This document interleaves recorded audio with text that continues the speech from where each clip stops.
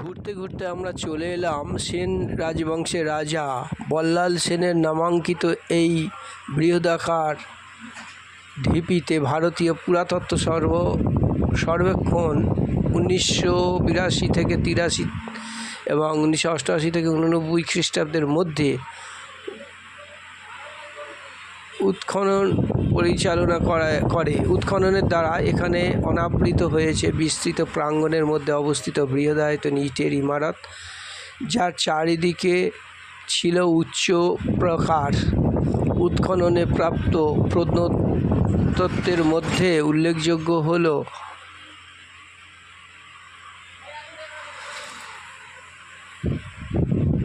অঙ্কের মূর্তি, পোড়ামাটির মানুষ ও জীবজন্তুর মূর্তি, তামা ও লোহা তৈরি নানান তৈজসপত্র, পেরেক ও নানান প্রত্ন সামগ্রী। অষ্টম ও নবম শতকের ধ্বংসপ্রাপ্ত পুরাতন স্থাপত্যকৃতির উপর পুনর্নির্মিত এই সৌধের উপরিভাগ আনুমানিক দ্বাদশ শতকের। বিভিন্ন সময়ের মেরামত, পরিবর্তন ও সংযোজনের নির্দেশবাহী এই স্থাপত্য দ্বাদশ শতকে একটি বিশাল দেবালয়ের রূপ পরিগ্রহণ করে।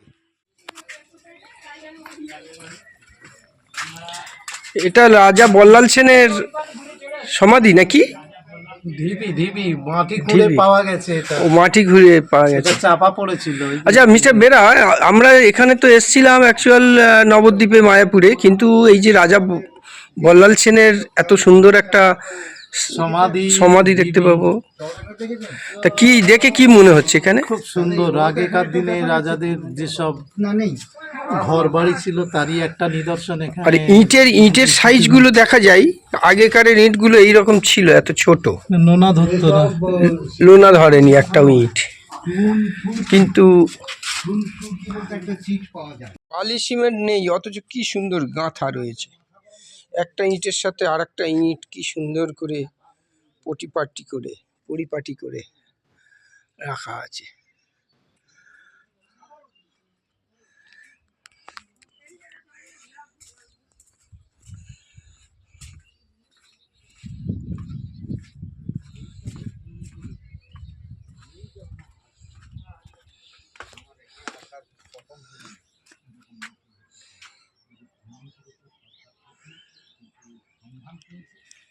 দেওয়াল এত মোটা,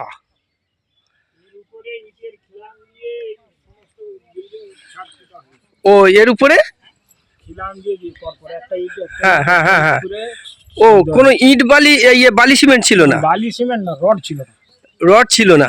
আচ্ছা আচ্ছা আচ্ছা, এখনো যা দেখা যাচ্ছে তো হ্যাঁ, ইটগুলো কি সুন্দর। এবং রাজা বল্লভ সেনের নাকি? রাজা বল্লাল সেন মানে ইতিহাসে যে পড়াটা, তার মানে একটা দেয়াল যদি এত মোটা হয়, হ্যাঁ মাটির নিচে আরো অনেকটা আছে, 8 ফুট হবে। ও আমাদের এদিকে যে কুলপিহারি রাজা, হ্যাঁ, সংস্কারের জন্য মানে লোক যায় দপ্তর থেকে। তার মানে এটা একটা ঘর, তাই তো? এটা একটা ঘর, এটা ধ্বংসস্তূপ আর কি। আচ্ছা, প্রত্নতাত্ত্বিকরা এটা বের করেছেন। তা দেখে কি মনে হচ্ছে? দেখে তো একটা ইতিহাসের কথা হিসাবেই তো ঠিকই তো আছে আপনার ইতিহাসে যেটা। আর এত চওড়া দেয়াল এখনকার ভাবা যায়? এখনকার দিনে এরকম তো বানানো যাবে, এটা ঐতিহাসিক হিসাবেই ঠিক আছে। এবং এটা ইটের খিলেন তৈরি করে সব করা, কোনো সিমেন্ট বালি নেই। হ্যাঁ হ্যাঁ, ইয়েস, ভালো করে দেখুন, শুধু ইট দিয়ে দেখুন ভালো করে। আগে সিমেন্ট বালি ছিল না, এবং কত শতক আগে। হ্যাঁ হ্যাঁ হ্যাঁ, চলো যদি পড়ে যাই না। আমি তো ধরছি, চলো। না না, পড়বেন কেন? না না, রাজা বল্লাল সেনের রাজপ্রাসাদের ধ্বংসস্তূপ পড়ে আছে।